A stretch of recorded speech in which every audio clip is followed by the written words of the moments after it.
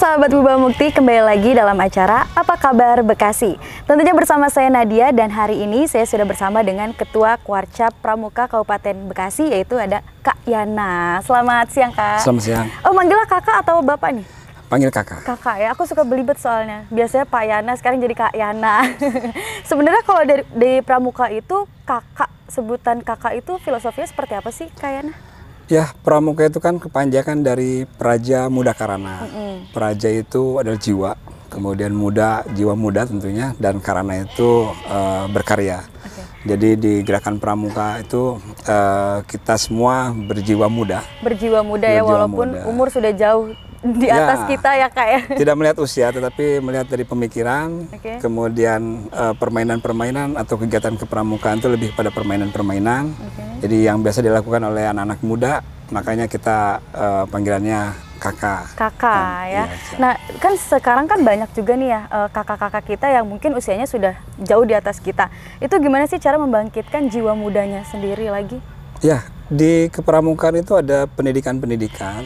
Pendidikan kita hidup di alam, pendidikan kita di lapangan terbuka, pendidikan yang menantang, yang biasa dilakukan oleh anak-anak muda. Mau tidak mau ketika masuk ke dalam pendidikan kepramukaan, mereka akan terbawa dengan permainan itu. Sehingga sendirinya, betul, ya, dengan sendirinya. Gitu, ya. Oke, ngomong-ngomong nih Kak Yana kan baru beberapa bulan ya menjabat sebagai Ketua Kwarcap Kabupaten Bekasi. Gimana rasanya nih?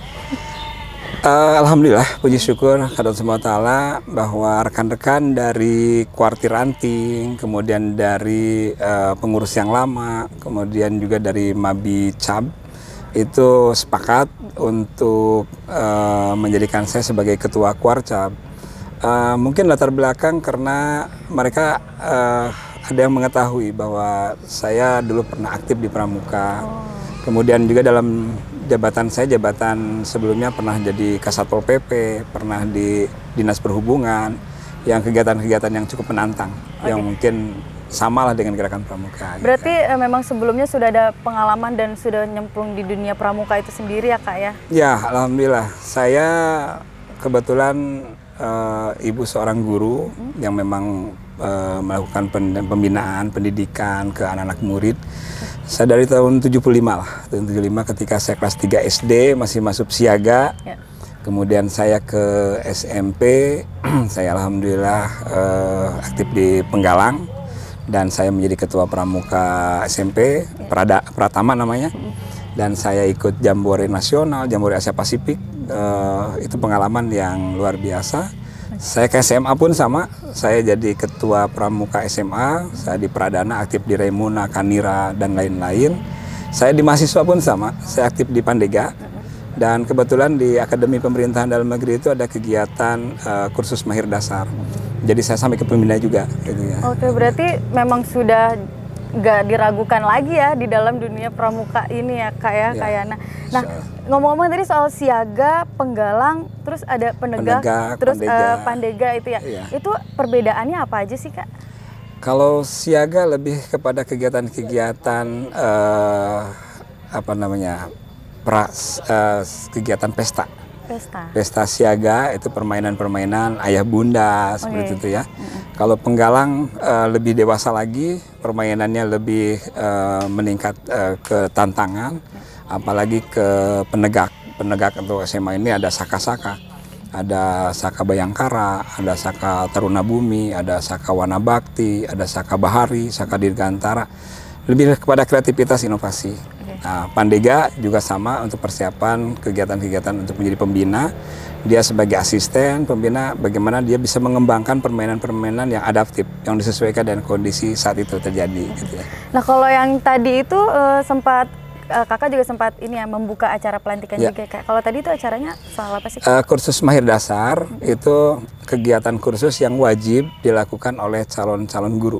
Oh, ini calon-calon guru ya. Ini kebetulan dari Universitas Pelita Bangsa di Fakultas FKSD ya. PGSD ya. Kemudian mereka nanti ke depan setelah selesai harus menjadi pengajar seperti itu ya, diantaranya, dan mereka harus menjadi pembina. Nah, Kak Yana ini kan sebagai Ketua Kwarcap. Untuk tugas dan fungsinya sendiri sebagai Ketua Kwarcap itu apa aja, Kak? Lebih kepada pengembangan kepramukaan, pendidikan kepramukaan, baik dari tingkat siaga, penggalang, penegak maupun pandega, termasuk para pembina. Nah, jadi bagaimana kita mengkoordinasikan, bagaimana kita memimpin, memanage agar pramuka itu bisa berkembang, bisa dirasakan manfaatnya oleh masyarakat. Oke, untuk rencana dan juga program-program di tahun 2021 hingga 2026 nanti, apakah sudah tersusun nih Kak? Ya, ada dua faktor, internal maupun eksternal. Oke. Jadi kalau di eksternalnya kita ini kebetulan ada bumi perkemahan, ya luasnya hampir 40 hektar, 39 hektar lebih. Ini adalah bumi perkemahan sebagai kompensasi dari bumi perkemahan yang ada di kota. Nah, tanpa harus merubah marwahnya sebagai bumi perkemahan, di sini akan kita kembangkan wisata Saka, satuan karya. Jadi nanti seperti taman mininya. Nah, nanti ketika ada teman-teman, Saka Bayangkara itu seperti apa sih? Saka Taruna Bumi itu seperti apa sih? Nanti di sini ada kapling-kapling, ada wisata, termasuk Saka Taruna Bumi kita akan penanaman pohon produktif premium. Kita bisa makan buah-buahan di tempat. Ya, kemudian ya alhamdulillah. Jadi kayak berkemah beneran ya? Kemah beneran, camping ground udah kita siapkan juga. Di hutan beneran gitu kayak rasanya. Nanti view-nya bagus. Kita akan bisa lihat ke sana. Nanti kita keliling-keliling ya sahabat Bubamuk ya. Tapi ngomong-ngomong ini dibuka untuk umum atau memang untuk kegiatan pramuka aja atau gimana Kak? Sementara kita kan lagi mencari legalitas ya. Ya, apakah ini khusus untuk bumi perkemahan yang dikelola oleh Kuarcap, atau memang ini dikelola oleh bagian umum gitu kan, atau oleh Budpora atau pariwisata. Nah, insya Allah dalam waktu dekat kita akan mendapatkan kepastian, sehingga apabila ini dikelola oleh Kuarcap kita akan berlaku untuk umum, karena kita ada fasilitas untuk pendidikan, Pusdik nanti kita akan ada di sini. Dan beberapa perguruan tinggi di Kerawang, yang Unsika dari beberapa sekolah juga banyak melakukan camping ground atau perkemahan di sini. Di sini ya, jadi bisa dimanfaatkan untuk apapun ya. Iya, siap. Oke, nah kan Kak Yana ini juga selain sebagai Ketua Kuarcap Kabupaten Bekasi, sebagai Asda 1 di pemerintahan Kabupaten Bekasi Kak. Memang ada hubungannya atau bagaimana nih Kak antara pramuka dengan pemerintahan? Ya, pertama bahwa organisasi Gerakan Pramuka itu dibentuk sebagai wadah organisasi pemerintahan yang non-struktural. Jadi pramuka kegiatan-kegiatannya tidak lepas dari bimbingan, tidak lepas dari anggaran yang dikeluarkan oleh pemerintah. Ini satu hubungan yang cukup erat gitu. Yang kedua, kebetulan asisten 1 itu kan pemerintah dan Kesra, kesejahteraan rakyat. Jadi di sini bagaimana rakyat bisa menjadikan dirinya sebagai subjek pembangunan. Rakyat harus bisa mandiri, rakyat harus mengembangkan dirinya untuk bisa mendapatkan penghasilan bagi mereka sendiri. Di wadah pramuka ini pembentukan karakter untuk menjadi mandiri, untuk mensejahterakan mereka itu sendiri. Oke, jadi tujuan utamanya itu ya untuk membentuk karakter dari masyarakat itu sendiri ya Kak ya. Oke, nah bagaimana nih Kak cara Kakak sebagai Ketua Kuarcap untuk mendorong masyarakat untuk ikut serta dalam program pramuka ini Kak? Ini tantangan luar biasa karena kita ketahui bahwa banyak orang tua kita yang masih mengkhawatirkan ketika anak-anaknya untuk masuk pramuka apakah akan mengganggu pelajaran atau tidak. Ya, itu dia yang utama ya. Ya betul. Dan ini harus menjadi program utama kita. Bagaimana daya tarik pramuka itu bisa mensejajarkan di dalam teori di dalam kelas, dan bagaimana dia menambah kepemimpinan, bagaimana menambah pengetahuan dan pengalaman. Karena di pramuka tidak hanya belajar, tapi melakukan. Jadi pengalaman saya juga sering berkemah, sering meninggalkan pelajaran. Tapi ketika guru menugaskan saya untuk mengerjakan sesuatu, alhamdulillah saya bisa. Kenapa? Karena di pramuka diajarkan juga teori. Contoh hal yang lain seperti fisika ya. Fisika itu rumus kecepatan misalnya V sama dengan M/T.